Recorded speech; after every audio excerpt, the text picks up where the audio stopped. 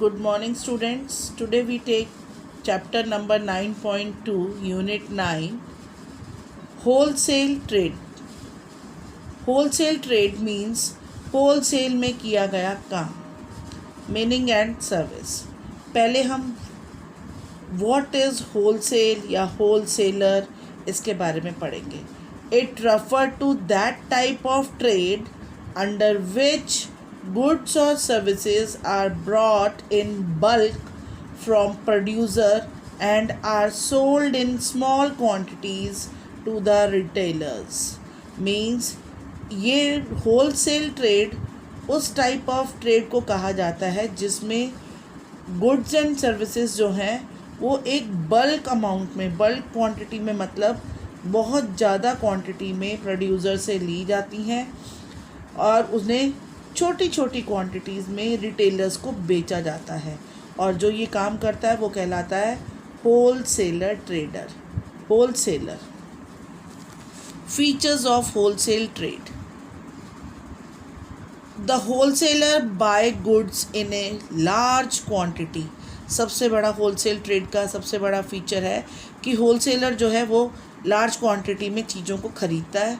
He deals on in some special goods. वो बहुत सारी चीज़ें नहीं खरीदता, अपनी केवल एक या दो चीज़ों में ही वो बिजनेस करता है. He sells goods to the retailer. Wholesaler जो है वो प्रोड्यूसर से चीज़ें खरीद कर रिटेलर को बेचता है. He usually purchase in cash and sell to the credit. वो प्रोड्यूसर को कैश पे करता है और अक्सर रिटेलर्स को क्रेडिट में बेचता है. He works as a link between the manufacturer and the retailer. वो मैन्युफैक्चरर और रिटेलर, प्रोड्यूसर और रिटेलर के बीच में एक मिडल मैन का काम करता है. More capital is required for a wholesale trade.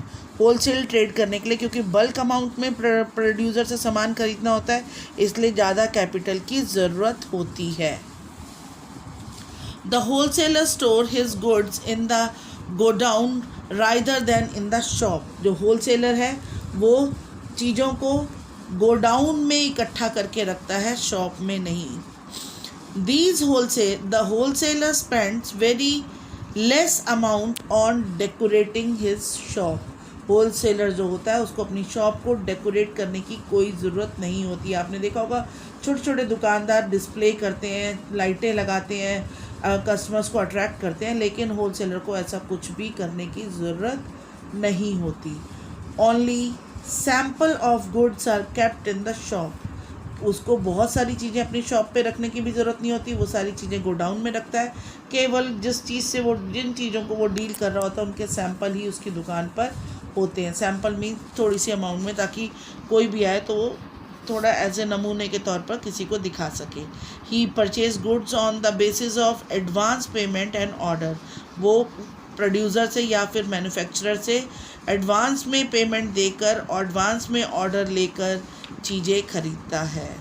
The wholesaler financially help both the producer और the manufacturer and the retailer. Wholesaler जो है वो फाइनेंशियली भी हेल्प करता है, किसको? मैन्युफैक्चरर को भी और रिटेलर को भी. फाइनेंशियली मैन्युफैक्चरर को कैसे? पेमेंट एडवांस में देता है और रिटेलर को क्रेडिट में, उधार में देकर, दोनों को फाइनेंशियली हेल्प करता है. Now service of wholesalers. Service of the wholesaler में the wholesalers provide following services to the manufacturer. पहले हम लेंगे अलग अलग. हमने 3 सर्विसेज देता है होलसेलर, 3 लोगों को देता है. पहले हमने लिया कि मैन्युफैक्चरर्स को क्या क्या सर्विस देता है. The wholesaler provide following services to the manufacturer. Providing information about the demand. Wholesaler सबसे पहले मैन्युफैक्चरर को डिमांड, क्या मार्केट की क्या डिमांड है, कंज्यूमर क्या चाहता है, कितनी क्वांटिटी में चाहता है, इसकी इन्फॉर्मेशन देता है. A wholesaler does not have a direct contact with the consumer, but the retailer inform the wholesaler about the demand and it pass it on to the manufacturer. Wholesaler को retailer देता है और wholesaler जो है वो आगे manufacturer को उस चीज़ की जिसमें वो मैन्युफैक्चरिंग कर रहा है उसकी डिमांड को पास करता है. नेक्स्ट है acting as a middle man. Acting as a middleman, the wholesaler is the first link in the chain of distribution is to reduce the distance between the producer and the consumer. कहते हैं कि ये acting as a middle man का काम कैसे करता है. Wholesaler जो है वो एक चेन का पहला चरण है. चेन बनी हुई है मैन्युफैक्चरर, होलसेलर, रिटेलर और कंज्यूमर. तो पहला स्टेप क्या है, मैन्युफैक्चरर के बाद, प्रोड्यूसर के बाद होलसेलर ही पहला लिंक है, जो कि सारा डिस्ट्रीब्यूशन का दूर दूर में रहने वाले कंज्यूमर्स को उन चीज़ों को पहुंचाता है. प्रोवाइडिंग फाइनेंशियल हेल्प, मैंने आपको भी बताया, अ प्रोड्यूसर और a manufacturer require big capital for the production. Producer या मैन्युफैक्चरर को बहुत सारे पैसे की ज़रूरत होती है मैन्युफैक्चरिंग के लिए.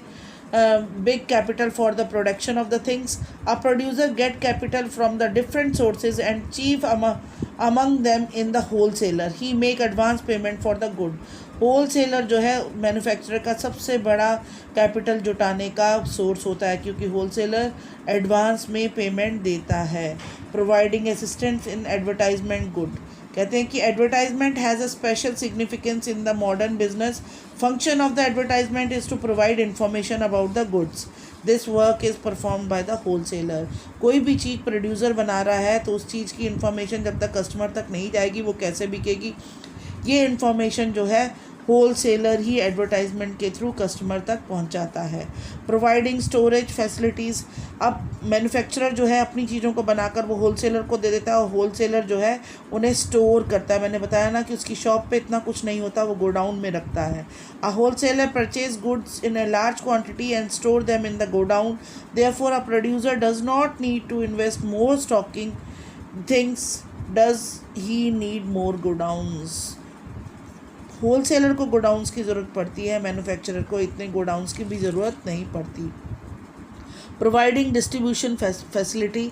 अ wholesaler make it possible for the producer to have contact only few wholesalers rather than a large number of retailer. Wholesaler solve this problem to distribution of producer. कहते हैं कि जो प्रोड्यूसर है उसके पास तो केवल कुछ ही होलसेलर्स आते हैं, तो वो डिस्ट्रीब्यूशन की प्रॉब्लम को सॉल्व नहीं कर सकता. लेकिन होलसेलर जो बहुत सारे रिटेलर्स को सामान बेचता है वो इस प्रॉब्लम को भी सॉल्व करता है और चीज़ों को दूर दराज तक डिस्ट्रीब्यूट करता है.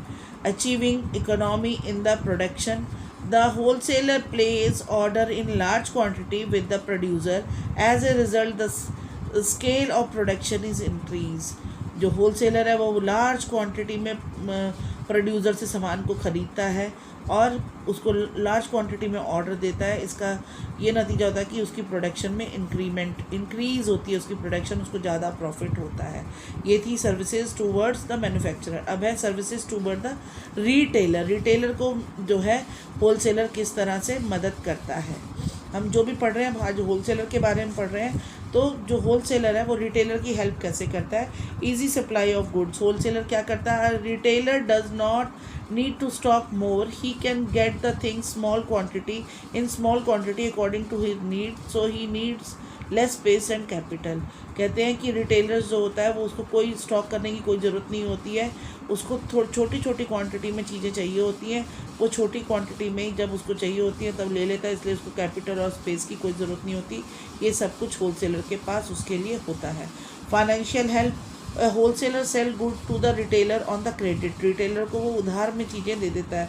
In this way they need to little capital. और इसलिए रिटेलर को बहुत कम कैपिटल की ज़रूरत पड़ती है. होलसेलर उसको उधार में देकर उसकी फाइनेंशियल हेल्प करता है. Reasonable price are established by the creating a balance between the demand and the supply. This work can be done by the wholesaler. जो भी मार्केट में जिस चीज़ की भी डिमांड होती है, अगर उसकी सप्लाई समय पर हो जाए तो प्राइस जो है वो बैलेंस रहता है, ना ज़्यादा होता है ना कम होता है. तो ये सारा काम मार्केट को बैलेंस करने का काम होलसेलर करता है. डिमांड और सप्लाई को बैलेंस करके चलता है, इसलिए रेट को भी कंट्रोल होलसेलर करता है. Benefits of advertisement. The wholesaler are well off people and they advertise things on a large scale. In this way, a demand is created in the market. The retailer get a benefit without any additional efforts. Wholesaler सारी advertisement से सारी information उस चीज़ की पहुंचा देता है, जो उससे कि उसकी डिमांड उस चीज़ की बढ़ती और वो सेल में इंक्रीमेंट होती है. और इस तरह से वो रिटेलर की मदद करता है। Next is information about the new product.